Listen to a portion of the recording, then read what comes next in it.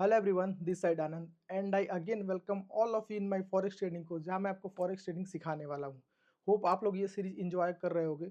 और अब तक मॉड्यूल 1 में हमने पढ़ा था कि व्हाट इज फॉरेक्स, फॉरेक्स हमें क्यों चूज करना चाहिए, बिट के बारे में जाना, आस्क के बारे में जाना, स्प्रेड कैसे निकालते हैं। उसके बाद हमने जाना कि पिप्स क्या होता है। उसके बाद हमने देखा लॉट्स, लेवरेजेज और पोजीशन साइजिंग कैसे कैलकुलेट करते हैं। और हमने एक एग्जांपल के साथ भी देखा था कि अगर आपके पास इतना का अकाउंट है तो आप पोजीशन साइजिंग कैसे कैलकुलेट कर सकते हो और कितने लॉट से आप ट्रेड कर सकते हो उस अकाउंट साइज पर। तो अब हम बढ़ते हैं अपने मॉड्यूल 2 पर और हम अपना आगे का सेशन स्टार्ट करते हैं। मॉड्यूल 2 में जो हमारा सबसे पहला टॉपिक है वो हमारा trading session. Forex market 24/7 open होता है, लेकिन इसका मतलब ये नहीं है कि हम जब चाहे तब ट्रेड कर सके। फॉरेक्स मार्केट को हम सेशन वाइज डिवाइड किए हैं। फॉरेक्स मार्केट 4 सेशंस में डिवाइड है। पहला सेशन है सिडनी सेशन, दूसरा सेशन है एशियन सेशन जिसको हम टोक्यो सेशन भी कहते हैं, और जो थर्ड सेशन है वो हमारा लंदन सेशन है, और जो फोर्थ सेशन है और जिसमें सबसे ज़्यादा वॉल्टिलिटी होती है वो है हमारा न्यूयॉर्क सेशन। अब ये सेशंस की टाइमिंग डिवाइडेड है 4 पार्ट्स में। जैसे कि सबसे पहला जो सिडनी सेशन है वो हमारा 3:30 बजे सुबह ओपन होता है और दोपहर के 12:30 बजे बंद होता है। ये इंडियन स्टैंडर्ड टाइम के हिसाब से होता है। सिडनी सेशन में जो मार्केट के पार्टिसिपेंट्स होते हैं उसमें सबसे ज़्यादा ऑस्ट्रेलिया के लोग होते हैं। मतलब कि हर कंट्री के लोग अलग अलग ट्रेड करते हैं अलग अलग टाइमिंग पर। लेकिन सिडनी सेशन के अंदर जो सबसे ज़्यादा जहाँ के ट्रेड लोग करते हैं ऑस्ट्रेलिया के लोग, इसमें जो मेन पेयर्स हम ट्रेड कर सकते हैं वो पेयर्स हैं AUD और USD और NZD और USD। इसकी जो वॉल्टिलिटी होती है ये बहुत लो होती है। सेकेंड सेशन आता है हमारा टोक्यो या फिर एशियन सेशन उसको हम कहते हैं। 5:30 बजे ये मार्केट सुबह में ओपन होता है और 2:30 बजे दोपहर में ये एशियन सेशन क्लोज हो जाता है। इसके जो मार्केट पार्टिसिपेंट्स होते हैं इसमें जापान आता है। इसमें जो मेन पेयर्स हम ट्रेड कर सकते हैं वो है USD JPY और UR JPY। इसकी जो वॉलिटिलिटी है ये मीडियम वॉलिटिलिटी होती है।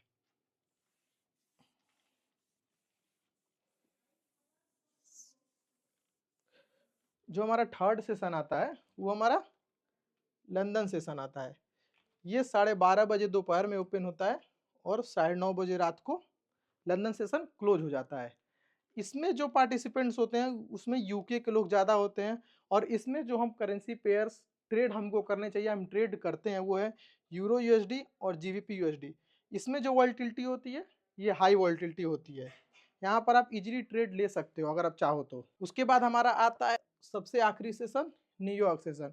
ये सेशन 5:30 बजे ओपन होता है और 2:30 बजे रात का क्लोज होता है। इस सेशन में सबसे ज़्यादा वॉलिटिलिटी होती है, और यहाँ पर जो हम पेयर ट्रेड करते हैं यूरो USD GBP USD और गोल्ड। और इस सेशन में सबसे ज़्यादा लिक्विडिटी इसलिए होती है क्योंकि इसमें जो मार्केट पार्टिसिपेंट्स हैं वो USA के लोग हैं, और maximum number of bank institutions या भी लोग होते हैं ये न्यूयॉर्क सेशन में ही ट्रेड करते हैं।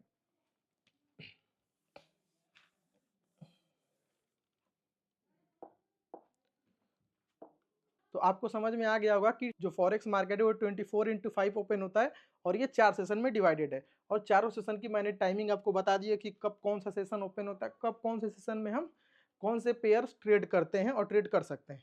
अब आगे देखते हैं हम इसमें ओवरलैप सेशन, जिसे अभी आपने पीछे यहाँ पर देखा होगा। सिडनी सेशन 3:30 बजे ओपन होता है और 12:30 बजे क्लोज होता है, लेकिन उसी के बाद ये एशियन सेशन 5:30 बजे ओपन होता है। तो ये सिडनी सेशन के अंदर ही एशियन सेशन भी ओपन होता है।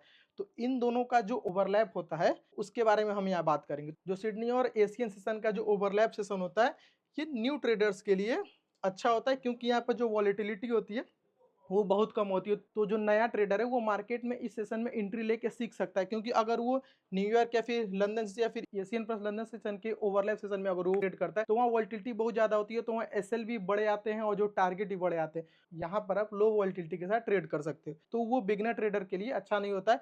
बिगनर ट्रेडर के लिए सिडनी प्लस एशियन सेशन का जो ओवरलैप सेशन होता है वो अच्छा होता है। अब जो सेकेंड आता है हमारा एशियन प्लस लंदन सेशन, ये सेशन अच्छा होता है। हमको अगर अपनी पोजीशन बिल्ड करनी है तो हम इस सेशन में अपना पोजीशन बिल्ड कर सकते हैं। ये इंटरमीडिएट ट्रेडर्स के लिए सही होता है, क्योंकि यहाँ पर मीडियम वॉलिटिलिटी होती है। और जो थर्ड सेशन आता है वो लंदन और न्यूयॉर्क सेशन का ओवरलैप सेशन होता है, और ये मोस्ट पावरफुल टाइम होता है पूरे फॉरेक्स मार्केट में, क्योंकि यहाँ पर इंस्टीट्यूशंस, बिग प्लेयर्स और बैंक सारे एक्टिव होते हैं इसी मार्केट में। अब इस ओवरलैप सेशन का हम एक बार टाइमिंग देख लेते हैं कि ये ओवरलैप सेशन बनता कब है। तो सिडनी प्लस एशियन सेशन में अगर आपको ट्रेड करना है तो आप 5:30 बजे से सुबह से लेके 5:30 बजे दोपहर तक आप ट्रेड कर सकते हो। यहाँ पर लो टू मीडियम वॉलेटिलिटी होती है और जो बेस्ट पेयर्स ट्रेड करने के लिए होते हैं AUD USD, NZD USD, AUD JPY.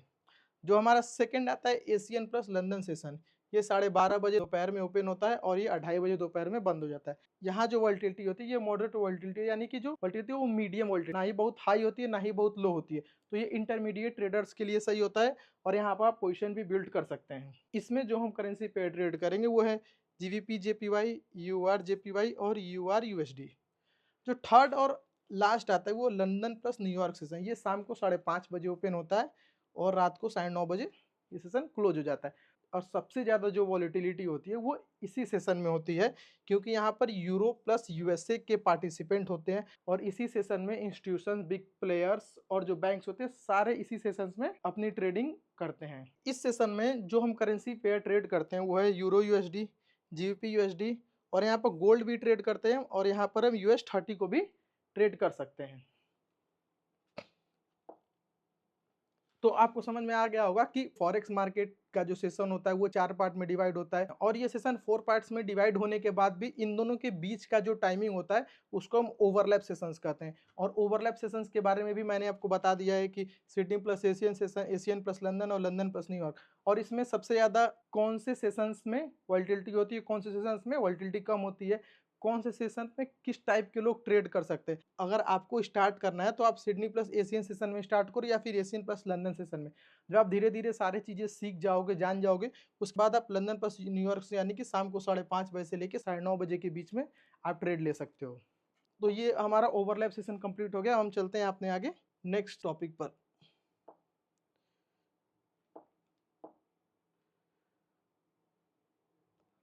अब सेशंस के बारे में तो हम लोगों ने जान गया कि कितने टाइप्स के सेशन होते हैं, ओवरलैप सेशन होते हैं। अब ट्रेड एग्जीक्यूट करने के लिए भी हमारे पास 3-4 ऑप्शन होते हैं। तो ऑर्डर टाइप होता क्या है? Order is a tool in which you tell your broker when to buy और सेल अ करेंसी। ये एक ऐसा टूल है जिसे आप ब्रोकर को बताते हो कि कब आपको कोई इंस्ट्रूमेंट या एसेट बाई करना है और कब आपको सेल करना है। इसी को हम ऑर्डर टाइप कहते हैं। अब 3 टाइप्स के ऑर्डर होते हैं मार्केट में। पहला होता है मार्केट ऑर्डर। जब भी आप कोई चीज़ मार्केट में जो रेट चल रही है उस रेट पर से बाई करते हो तो उस ऑर्डर को हम मार्केट ऑर्डर कहते हैं। जैसे मान लो कि आपकी मम्मी ने आपको बोला कि जाओ बेटा सब्जी लेके आओ। मार्केट में सब्जी का जो रेट चल रहा है, कुछ भी आप खरीदने गए हो और उसी प्राइस पर आप जाके ले लेते हो, तो आप जो ट्रेडिंग कर रहे हो, पैसे दे रहे हो, सामान ले रहे हो, तो उस ऑर्डर को हम मार्केट ऑर्डर कहते हैं। जो सेकंड आता है हमारा पेंडिंग और लिमिट ऑर्डर।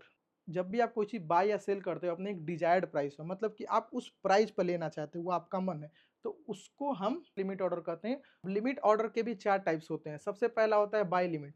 अगर आप कोई चीज़ करेंट ट्रेडिंग प्राइस से कम पैसे में खरीदना चाहते हो तो आप बाय लिमिट का ऑर्डर लगाते हो। अगर आप कोई चीज़ करेंट प्राइस से अबव में बेचना चाहते हो, जैसे मान लो कोई चीज़ ₹100 का बिक रहा है और आप उसको ₹120 में बेचना चाह रहे हो, तो आप सेल लिमिट लगाते हो। अगर आप कोई चीज़ करंट प्राइस से ऊपर में बाई करना चाहते हो तो आप वहाँ पर बाई स्टॉप लगाते हो। अगर आप कोई चीज़ करंट प्राइस से कम में बेचना चाहते हो तो आप वहाँ लगाते हो सेल स्टॉप। अब आपने समझ लिया कि मार्केट ऑर्डर क्या होता है, लिमिट ऑर्डर क्या होता है, लिमिट ऑर्डर के कितने टाइप होते हैं। अब हम देखेंगे स्टॉप लॉस क्या होता है। जब भी आप कोई मार्केट में ट्रेड लेते हो तो आपके दिमाग में एक होता है कि मैं इतना लॉस लूँगा, तो उस लॉस को लेने के लिए आप स्टॉप लॉस लगाते हो। जब भी आप अपने लॉसेस को फिक्स करना चाहते हो उस पॉइंट पर जहां आपका ट्रेड क्लोज हो जाए तो आप स्टॉप लॉस ऑर्डर लगाते हो। उसके बाद आता है टेक प्रॉफिट। आपने स्टॉप लॉस तो लगा लिया, आपको पता है कि आप इस प्राइस पर स्टॉप लॉस लगा के या इतने घाटे में आप ट्रेड निकालना चाहते हो। आप चाह रहे हो कि मैं ₹100 का मैं लॉस लूँ और जो मैं मैक्सिमम जो प्रॉफिट लूँ वो मैं 200 का लूँ। लेकिन ऐसा तो नहीं है कि आप मार्केट में बैठे ही रहोगे और जैसे ही 200 का आएगा वैसे आप क्लोज कर दोगे। तो वहाँ पर जो काम आता है वो हमारा टेक प्रॉफिट आता है। आप टेक प्रॉफिट का ऑर्डर लगाओगे जहाँ आप जितना चाहिए उतना प्रॉफिट आप कैप्चर कर सकते हो। टेक प्रॉफिट का क्या होता है कि जब भी आप प्रॉफिट को अपने लॉक करना चाहते हो किसी पॉइंट पर, तो आप जो ऑर्डर प्लेस करते हो वो टेक प्रॉफिट ऑर्डर प्लेस करते हो। तो समझ में आ रहा है ना आपको कि मैं क्या बता रहा हूँ। जब आपको इतना ज़्यादा लॉस लेके निकलना है तो आप स्टॉप लॉस ऑर्डर प्लेस करते हो, जब आपको इतना प्रॉफिट लेके निकलना है तो आप टेक प्रॉफिट ऑर्डर प्लेस करते हो। तो आपको ऑर्डर टाइप क्लियर होगा कि ऑर्डर क्या होता है, ऑर्डर टाइप कितने टाइप्स के होते हैं। अब हम चलते हैं अपने आगे के सेशन में। अब जो हमारा ये सेशन है ये बहुत इंपॉर्टेंट सेशन है। How movement are influenced in forex market. Forex market में मूवमेंट कैसे इन्फ्लुएंस होता है, जैसे कि अपने स्टॉक मार्केट में न्यूज की वजह से मूवमेंट इन्फ्लुएंस होता है, या किसी स्टॉक्स का रिजल्ट आता है तो अगले दिन market gap up gap down open होता है। उसी तरह फॉरेक्स मार्केट में भी जो मूवमेंट होता है वो किस वजह से इन्फ्लुएंस होता है। जो यूएस डॉलर है ये एक डोमिनेंट पोजीशन होल्ड करता है फॉरेक्स मार्केट में। अब यूएस डॉलर ही क्यों एक डोमिनेंट पोजीशन होल्ड करता है फॉरेक्स मार्केट में, और यूएस डॉलर की वजह से ही फॉरेक्स में ज़्यादा मोमेंटम क्यों होता है। क्योंकि सबसे पहला चीज़ है कि जो यूएस डॉलर का ग्लोबल करेंसी रिजर्व है वो सबसे ज़्यादा है, फर्स्ट पॉइंट ये है। सेकेंड है कि जितने भी ट्रेड होते हैं गोल्ड और ऑयल में वो यूएस डॉलर के फॉर्म में ही प्राइज्ड हैं। जो थर्ड है, जो मेजॉरिटी ऑफ करेंसी पेयर्स है वो यूएस डॉलर के अगेंस्ट में ही ट्रेड होते हैं। तो इन तीन रीजन की वजह से जो यूएस डॉलर है एक डोमिनेंट पोजीशन होल्ड करता है फॉरेक्स मार्केट में, और यूएस डॉलर की वजह से ही फॉरेक्स में मैक्सिमम मूव्स आते हैं। अब मूव्स आते कैसे हैं। अब जो इकोनॉमिक इंडिकेटर होते हैं जैसे कि सीपीआई, एफओएमसी, एनएफपी, पीपीआई और भी अदर इवेंट जो कि यूएस में होते हैं, जो उसका रिजल्ट आता है उसकी वजह से जो इन्वेस्टर के सेंटिमेंट्स होते हैं वो फॉरेक्स मार्केट को इन्फ्लुएंस करते हैं। Monetary policy of federal reserve in US also affects the forex market. जो फेडरल रिजर्व का मॉनेटरी पॉलिसी है वो भी फॉरेक्स मार्केट को इन्फ्लुएंस करता है, क्योंकि वहां पर जो रिजल्ट आता है वो यूएस डॉलर के फॉर्म में आता है और वो यूएस के अंदर आता है। और हमको पता ही है कि US holds a dominant position in forex market. Currency pairs which are quoted against USD. बहुत सारे करेंसी पेयर्स हैं जो यूएसडी के अगेंस्ट में कोटेड हैं, जैसे euro USD, GBP USD, GP USD, एक्सी यूएसडी, बीटीसी यूएसडी। तो अगर यूएस डॉलर के लिए न्यूज गुड है तो जो करेंसी पेयर हैं वो न्यूज के बाद डिक्रीज करेंगे। जैसे मान लो कि यूएस में कोई रिजल्ट आया, कोई न्यूज है जो यूएस डॉलर को स्ट्रेंथ कर रही है, तो यूएस डॉलर स्ट्रेंथ हो रहा है तो जो यूएसडी का पेयर है वो वीक होगा। तो जब भी डॉलर के पॉजिटिव में अगर कोई न्यूज आती है तो उसके अगेंस्ट में जितने भी करेंसी पेयर्स होते हैं वो वीक होते हैं। उसी तरह इसी का अपोजिट है, अगर यूएस डॉलर के अगेंस्ट में कोई न्यूज आती है तो उसके साथ जितने भी करेंसी पेयर्स हैं वो ऊपर जाते हैं, यानी कि पॉजिटिव मूव देते हैं। अब यहाँ पर एक एग्जाम्पल के साथ समझते हैं। If euro USD news good for USD, अगर यूरो यूएसडी में जो न्यूज है वो यूएसडी के लिए गुड है तो जो यूरो यूएसडी है वो नीचे जाएगा, और यही जो न्यूज है वो यूएसडी के लिए यानी कि यूएस डॉलर के लिए बैड है तो यूरो यूएसडी का पेयर है वो ऊपर जाएगा। तो आपको समझ में आ रहा है ना कि फॉरेक्स मार्केट में यूएस डॉलर की वजह से कैसे मार्केट में मूवमेंट आते हैं और ये न्यूज कैसे इन्फ्लुएंस करती है।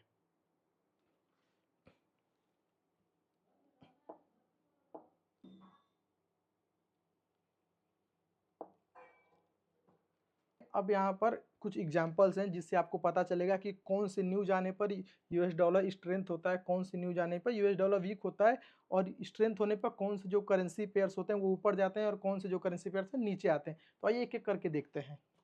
अगर एफओएमसी या फिर फेड डिसीजन रेट है, अगर यूएस डॉलर के पॉजिटिव में अगर फेड का या एफओएमसी का अगर न्यूज आता है तो यूएस डॉलर स्ट्रेंथ होता है। तो यूएस डॉलर के साथ जितने भी करेंसी पेयर हैं जैसे यूरो यूएसडी, जीपी यूएसडी, एक्से यूएसडी, ये सब नीचे जाएंगे। अगर यही एफओएमसी का न्यूज अगर निगेटिव आता है तो यूएस डॉलर डिक्रीज होते हैं, तो उसके साथ जो करेंसी पेयर्स होते हैं वो ऊपर जाते हैं, जैसे कि euro USD, GBP USD, XO USD यानी कि गोल्ड। अब सेकंड आते हैं हम सीपीआई पर। सीपीआई पर क्या बताता है? सीपीआई किसी भी कंट्री का इन्फ्लेशन डेटा बताता है। अब इन्फ्लेशन डेटा होता क्या है? मान लो आपके पास 1000 रुपये हैं, 1 साल बाद 1000 रुपये की वो वैल्यू नहीं रहेगी। जैसे कि आज 1000 रुपये का आप कोई सामान खरीद रहे हो, 1 या 2 साल बाद वो जो सामान है या वो जो एसेट है उसकी वैल्यू इंक्रीज हो जाएगी। तो मान लो कि आज आप 1000 खरीद रहे हो तो अगले साल वो 1010 का खरीद सकते हो या 1005 का खरीद सकते हो। तो अगर आप 1005 का वही एसेट खरीद रहे हो तो आपके जो कंट्री की जो इन्फ्लेशन रेट है वो 5% है, 10 का खरीद रहे हो तो 10% इन्फ्लेशन रेट है। तो हर कंट्री का इन्फ्लेशन डेटा आता है। तो यहाँ पर जो इन्फ्लेशन डेटा आता है वो सीपीआई के फॉर्म में आता है। अब अगर सीपीआई का जो इन्फ्लेशन डेटा है वो पॉजिटिव आता है, यानी कि जो सीपीआई की वैल्यू आती है वो हायर आती है, तो अगर सीपीआई की वैल्यू हायर आएगी तो जो रेट की हाइक एक्सपेक्टेशंस है वो भी ज़्यादा होगा। जब रेट के एक्सपेक्टेशंस हाई होंगे तो जो अपना देश का करेंसी है वो और स्ट्रेंथ होगा।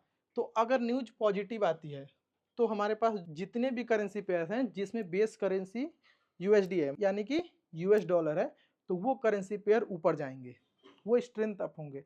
उसी तरह अगर सीपीआई का डेटा निगेटिव आता है या फिर लोअर सीपीआई आती है और जो इंटरेस्ट रेट है वो कम होते हैं, तो जो अपना करेंसी है वो वीक होगा। थर्ड आते हैं एनएफपी रेट पर। एनएफपी क्या होता है कि नॉन फार्म पेरोल, यानी कि जॉब्स जो निकलते हैं, जॉब्स का डेटा बताता है ये एनएफपी। अगर इसकी न्यूज पॉजिटिव आती है तो जो करेंसी है वो स्ट्रांग होगा। अब कैसे करेंसी स्ट्रांग होगा? जो एनएफपी का न्यूज है वो पॉजिटिव आता है, यानी कि जो एम्प्लॉयमेंट रेट है वो ज़्यादा है और अनएम्प्लॉयमेंट रेट कम है जॉब की वजह से। इस वजह से जो करेंसी होगी वो स्ट्रांग होगी। जितने भी करेंसी पेयर्स होंगे जिसमें यूएस डॉलर कोट करेंसी में होगा वो करेंसी पेयर नीचे जाएंगे, क्योंकि वो कोट करेंसी में, अगर यही यूएस डॉलर बेस करेंसी में होता है तो जितने भी करेंसी पेयर्स होते हैं वो ऊपर जाते हैं, क्योंकि ये न्यूज यूएस डॉलर के लिए पॉजिटिव है। उसी तरह अगर ये न्यूज निगेटिव होगी तो जितने भी करेंसी पेयर्स होंगे वो ऊपर जाएंगे, क्योंकि यूएस डॉलर है कोट करेंसी में और जो हमारा बेस करेंसी में अदर करेंसी है। यानी कि मोटा मोटी समझो, मान लो हम यूएस डॉलर है, हमारे पॉजिटिव में अगर कोई न्यूज है, हम बेस करेंसी है, मेरे बगल में जो खड़ा है कोट करेंसी है, हम ऊपर जाएंगे, हम साथ में उसको लेके जाएंगे। लेकिन अगर मैं कोट करेंसी में हूँ और वो बेस करेंसी में और हमारे पॉजिटिव में न्यूज आई है तो वो नीचे जाएगा, यानी कि वो करेंसी पेयर नीचे जाएगा। उसके बाद उसी तरह जीडीपी है, रिटेल सेल है, मैन्युफैक्चरिंग और सर्विसेज का डेटा है। उसी तरह ECB, BOE, BOJ rate decision, unemployment rate, trade balance, central bank species. तो यहाँ पर सबके एग्जाम्पल है कि कौन से न्यूज़ से हमारा यूएस डॉलर स्ट्रेंथ होगा, कौन सी न्यूज़ से हमारा यूएस डॉलर वीक होगा। उसी के हिसाब से सारे यहाँ पर चीज़ें हैं कि कौन कौन से करेंसी पेयर आपके इंक्रीज करेंगे, कौन कौन से करेंसी पेयर डिक्रीज करेंगे। आप इसका स्क्रीनशॉट ले लो या फिर आप इसको सेव कर लो ताकि आप अच्छे से बैठ के देख सको। ठीक है, तो अब चलते हैं अपने नेक्स्ट टॉपिक पर।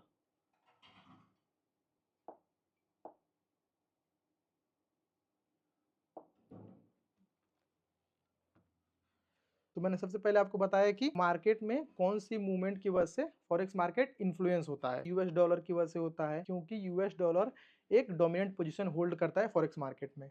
अब उसके बाद न्यूज आती है, तो न्यूज की वजह से कौन से करेंसी पेयर ऊपर जाते हैं, कौन से करेंसी पेयर नीचे जाते हैं। अब आपके मन में डाउट होगा कि यार ये सब तो आपने बता दिया, लेकिन मैं न्यूज देखूंगा कहाँ पे। तो अब आपको मैं बताऊंगा कि आप जो करेंसी पेयर्स हैं कि जो न्यूज आते हैं वो आप कहाँ देख सकते हो। तो सबसे पहला जो वेबसाइट है फॉरेक्स फैक्ट्री, ये वेबसाइट का यूआरएल यहाँ पर forexfactory.com/ करके कैलेंडर में आप जाके देख सकते हो। जो दूसरा वेबसाइट है वो investing.com है, ये वेबसाइट का लिंक है। जो तीसरा वेबसाइट है माई एफएक्स बुक है, यहाँ पर भी आप जाके देख सकते हो कि कौन सी न्यूज कब आने वाली है। मैं एक बार आपको चल के वेबसाइट बता देता हूँ कि आप फॉरेक्स की जितनी भी आने वाली जो आप कहाँ देख सकते हो और कैसे देख सकते हो। तो सबसे पहले आप अपना क्रोम या फिर गूगल ओपन कर लोगे। गूगल ओपन करने के बाद आप यहाँ पर सर्च करोगे forex factory. Forex factory search करने के बाद ये आपका वेबसाइट है forexfactory.com। अब यहाँ पर आप आ जाओगे, फॉरेक्स फैक्ट्री अब आप अपना ओपन कर लोगे। फॉरेक्स फैक्ट्री ओपन करने के बाद यहाँ पर आपको दो ऑप्शन आ रहे हैं, एक न्यूज आ रहा है, एक कैलेंडर है। तो सबसे पहले आप कैलेंडर पर जाओगे, आपको देखना है कि आने वाले कौन कौन से न्यूज हैं। तो आप कैलेंडर में जाओगे, ये कैलेंडर में सारे न्यूज यहाँ पर है। यहाँ जो टाइमिंग हमको शो होता है ये बताता है कि कितने बजे कौन सी न्यूज आने वाली है, कौन से करेंसी पेयर की न्यूज आने वाली है। जैसे यहाँ पर जो न्यूज आने वाली वो CHF करेंसी पेयर के रिलेटेड में आने, यहाँ पर यूरो के आने वाली, यहाँ पर GBP पर। इसका इम्पैक्ट, ये जो वाइट है इसके जो इम्पैक्ट हैं बहुत लो हैं, ये जो येलो बार्स हैं इसके जो इम्पैक्ट है ये मीडियम इम्पैक्ट्स हैं, और ये जो रेड वाले हैं इसके जो इम्पैक्ट्स हैं हाई है। आपको व्हाइट और येलो पर ध्यान नहीं देना है, जितने भी न्यूज ये रेड बॉक्स के अंदर होंगे आपको सिर्फ उसको ध्यान देना है। यहाँ पर आप फ़िल्टर भी लगा सकते हो, जैसे आप देखना चाह रहे हो कि लो इम्पैक्ट और मीडियम इम्पैक्ट वाली न्यूज़ हमको ना दिखे, तो यहाँ पर आप राइट साइड में आ जाओगे, यहाँ पर आपको दिख रहा होगा फ़िल्टर्स का ऑप्शन आएगा। फ़िल्टर्स के ऑप्शन आने के बाद आपको ये मीडियम वाले जितने हैं सारे इम्पैक्ट को हटा के यहाँ पर रेड वाले इम्पैक्ट पर आपको क्लिक करना है। उसके बाद आप कौन से करेंसी पेयर्स का देखना चाहते हैं, यूडी, सीएडी। मैं ज़्यादातर यूएसडी, यूआर, जीबीपी का ही देखता हूँ। अब मैं यहाँ पर अपना फ़िल्टर अप्लाई कर दूँगा। अब जितने भी यहाँ जो न्यूज़ होंगे, यहाँ देखना आप सारे येलो और वाइट बॉक्स से चले गए। मतलब कि जो लो और मीडियम इम्पैक्ट वाले न्यूज़ थे, वो न्यूज़ गायब होगा। अब यहाँ पर जितने भी न्यूज़ हैं यहाँ पर, ये सब हाई वोलेटिलिटी इम्पैक्ट वाली न्यूज़ है। तो यहाँ पर आप कैलेंडर में जाके देख सकते हो कि कौन सा कब न्यूज़ आने वाला है, और यहाँ पर फ़िल्टर में जाके आप अपना सिलेक्ट कर सकते हो। अब यहाँ पर आते हैं हम न्यूज़ पर। अब न्यूज़ पर होता है कि जो न्यूज़ आ चुकी है, तो मान लीजिए कि यहाँ पर कैलेंडर में कोई न्यूज़ आने वाली है अभी, जैसे मान लीजिए कि 29 अक्टूबर 11:30 बजे रात को आने वाली है, तो ये न्यूज़ आ जाएगी यहाँ पर से, तो यहाँ से ये हट जाएगा। उसके बाद आपको देखना है कि इस न्यूज़ का रिजल्ट क्या है। तो इस न्यूज़ का रिजल्ट देखने के लिए आपको यहाँ पर आना पड़ेगा। जितनी भी देखो न्यूज़ आई है, 8 घंटे पहले न्यूज़ आई है, 7 घंटे पहले आई है, 6 घंटे पहले, ये 5 घंटे पहले, 3 घंटे पहले, 2 घंटे, उसी तरह जो सबसे लास्ट न्यूज़ आती है वो ऐसे ही आ रही है। जैसे मान लीजिए कि अभी एक न्यूज़ आई थी 1 घंटे 47 मिनट पहले, तो आप यहाँ से आके जितने भी न्यूज़ हैं आप देख सकते हो और उसके बाद आप ट्रेड कर सकते हो। मैं तो यही बोलूँगा कि अगर अभी आप बिगिनर हो तो आप न्यूज़ ट्रेडिंग मत करना, पहले आप जाके चेक करना कि अगर कोई हाई इम्पैक्ट न्यूज़ आने वाली है, उस टाइम अपना कोई पोजीशन ओपन मत करना। अगर आपका कोई पोजीशन ओपन है तो टाइट स्टॉप लॉस के साथ करना, क्योंकि न्यूज़ आती है तो मार्केट में बहुत ज़्यादा वॉलेटिलिटी, या तो मार्केट ऊपर जाता है या तो मार्केट बहुत तेज़ी से नीचे आता है। तो अब जो हमारा सेकंड वेबसाइट है ये investing.com।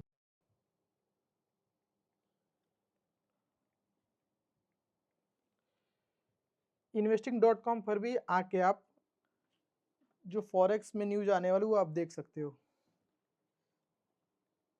investing.com पे आने के बाद आपको इकोनॉमिक कैलेंडर पर सर्च करना है। अब यहाँ पर आपको दिख जाएगा कि कौन से करेंसी पेयर का कितने बजे आने वाला है और कौन से करेंसी पेयर का क्या इम्पैक्ट है। यहाँ पर बहुत सारे ऑप्शंस हैं, या फिल्टर लगा सकते हो।